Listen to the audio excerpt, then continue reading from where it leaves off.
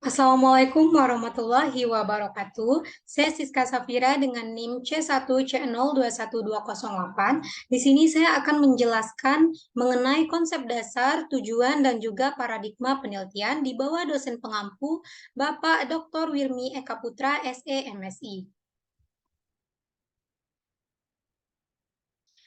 Nah, di sini pada video kali ini saya akan menjelaskan mengenai 3 submateri atau subpoin materi. Yang pertama ada konsep dasar penelitian, yang kedua tujuan penelitian, dan yang ketiga paradigma penelitian.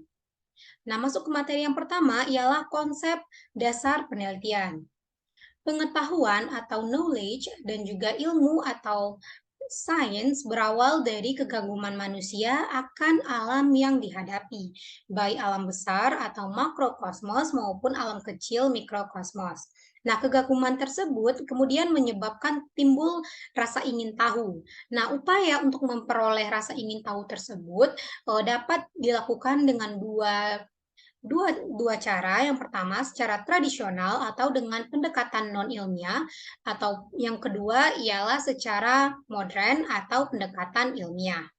Nah, pengetahuan adalah pembentukan pemikiran asosiatif yang menghubungkan suatu pemikiran dengan kenyataan atau pikiran lain berdasarkan pengalaman yang berulang-ulang tanpa pengalaman kausualitas yang hakiki dan juga universal. Nah, selanjutnya ialah penelitian. Penelitian atau research. Dalam bahasa Inggris, research artinya proses pengumpulan informasi dengan tujuan meningkatkan, memodifikasi, atau mengembangkan sebuah penyelidikan ataupun kelompok penyelidikan. Dalam dasarnya, riset atau penelitian adalah suatu proses yang menghasilkan ilmu pengetahuan. Namun, dalam buku Sudarwan, Danis, dan juga Darwis yang diterbitkan tahun 2003 pada halaman 29 mengungkapkan bahwa secara etimologis istilah research berasal dari dua kata, yaitu re dan juga search. Re yang berartinya kembali atau berulang-ulang, sedangkan search artinya mencari, menjelajahi, atau menemukan makna. Dengan demikian, penelitian atau research berarti mencari, menjelajahi, atau menemukan makna kembali secara berulang-ulang.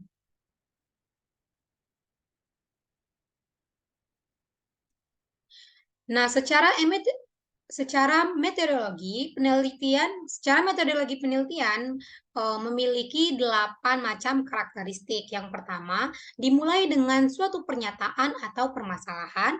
Yang kedua, memerlukan pernyataan yang jelas dengan tujuannya. Yang ketiga, mengikuti rancangan prosedur yang spesifik.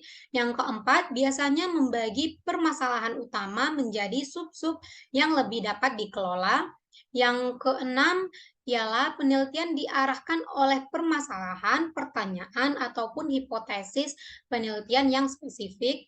Yang ketujuh, penelitian menerima asumsi kritis tertentu. Yang ke-8, memerlukan pengumpulan dan juga interferensi data dalam upaya untuk mengatasi permasalahan penelitian, dan juga secara alamiahnya berputar secara siklus atau lebih tepatnya helikal. Selanjutnya ialah mengenai tujuan penelitian. Tujuan penelitian dibagi menjadi dua, yaitu tujuan umum atau tujuan secara keseluruhan. Yang pertama ada untuk membuktikan atau menguji tentang kebenaran dari berbagai pengetahuan yang sudah ada. Yang kedua, memperoleh pengetahuan atau penemuan baru. Yang ketiga, sebagai pengembangan dari pengetahuan mengenai suatu bidang keilmuan yang sudah ada, sehingga intinya semua penelitian dilakukan pasti memiliki tujuan tertentu. Nah, secara umum tujuan penelitian ialah yang pertama mengembangkan studi, yang mana biasanya peneliti akan mengembangkan berbagai teori mengenai pandangan ilmiah tertentu sehingga studi dapat dilakukan lebih luas. Yang kedua, penelitian bertujuan untuk mengeksplor atau menggali suatu permasalahan dengan teliti. Yang ketiga, ialah menguji atau memverifikasi suatu topik ataupun permasalahan yang hasilnya dapat diperkuat dengan teori. Selanjutnya ialah tujuan penelitian menurut para ahli. Menurut Lucky, dan juga Silverman, tujuan penelitian adalah untuk menunjukkan serangkaian pertanyaan mengenai mengapa ingin melakukan research dan juga apa yang ingin didapatkan. Yang kedua, menurut Beckingham pada tahun 1974, tujuan suatu penelitian merupakan untuk mengidentifikasi atau menggambarkan suatu konsep yang mana untuk menjelaskan atau memprediksi suatu situasi di mana solusinya untuk mengidentifikasi jenis studi yang akan dilakukan. Selanjutnya menurut Sugiono, Sugiono mengungkapkan bahwa tujuan penelitian agar dapat ditemukan, dikembangkan, dan dibuktikan hasilnya dari penelitian dapat memperoleh suatu pengetahuan baru sehingga dapat digunakan untuk memahami, memecahkan, dan juga mengantisipasi masalah. Selanjutnya ialah tujuan penelitian menurut Rina Hayati yang diungkapkan pada tahun 2021, di mana bagian daripada adanya bentuk pernyataan terkait mengapa riset dijalankan. Sehingga dalam penulisan untuk tujuan penelitian, sangatlah mungkin untuk mengidentifikasi semua konsep guna untuk menjelaskan atau memprediksi situasi ataupun solusi untuk menunjukkan jenis studi yang akan dilakukan. Materi yang terakhir ialah paradigma penelitian.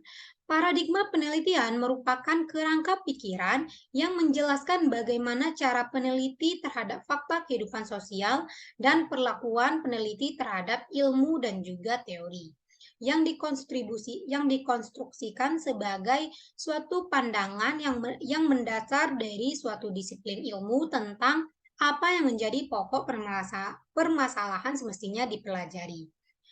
Nah, paradigma positisme dianggap realistis dan betul-betul ada secara nyata dan juga dapat diselidiki secara terpisah. Penelitian dan juga objek yang diteliti adalah independen dan peneliti mampu tanpa mempengaruhi objek atau dipengaruhi oleh keadaan.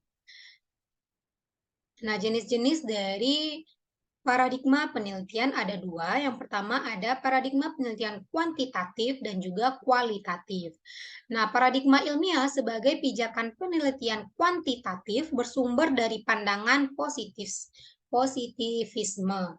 Nah, positivisme berakar dari pandangan teoritis yang diungkapkan oleh Auguste Comte dan juga Emile pada abad ke-19 dan juga pada abad awal 20, di mana para positivis mencari fakta penyebab fenomena sosial dan juga kurangnya pertimbangan keadaan subjektif individu.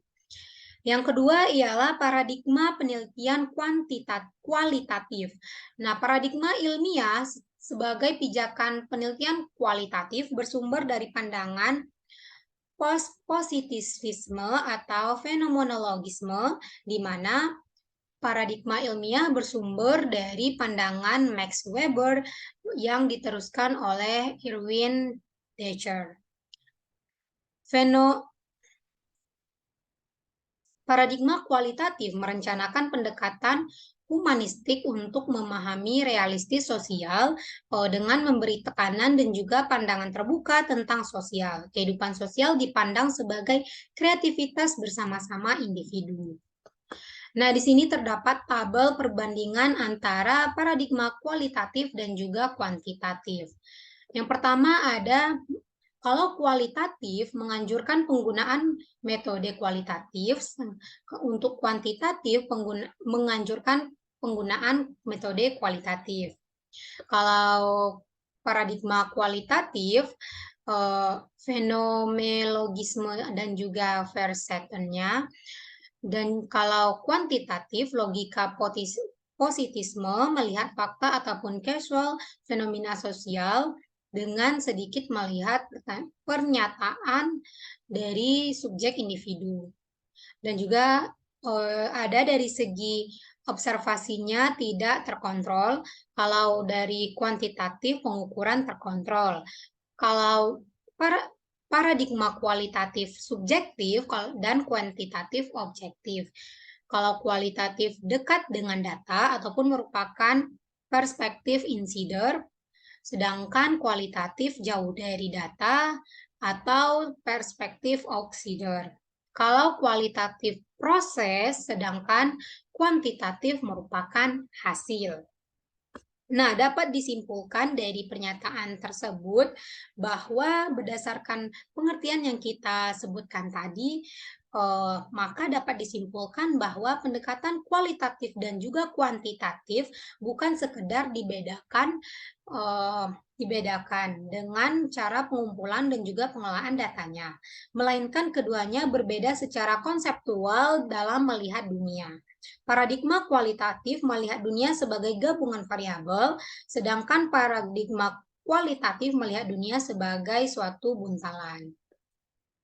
Nah, sebelum kita tutup video kali ini, dapat disimpulkan bahwa penelitian dapat diartikan sebagai suatu proses pengumpulan data dan juga analisis data yang dilakukan secara sistematis dan logis untuk mencapai tujuan tertentu, yaitu mengetahui pengetahuan baru atau ilmu baru. Nah, sedangkan paradigma